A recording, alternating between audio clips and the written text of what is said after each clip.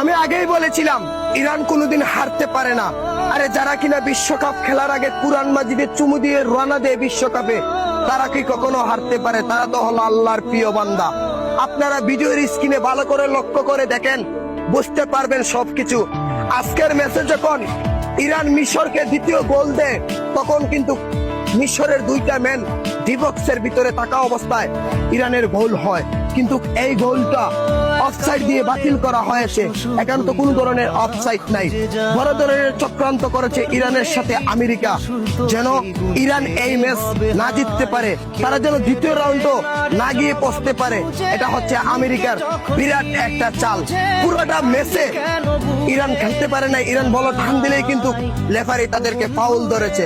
আমি আগেই বলেছিলাম গোটা পৃথিবীর সবগুলা দেশ পশ্চিমাদের পাউচাটা গুলাম, শুধু ইরানই এমন একটা দেশ যারা কিনা আল্লাহ ছাড়া কাউকে ভয় পায় না।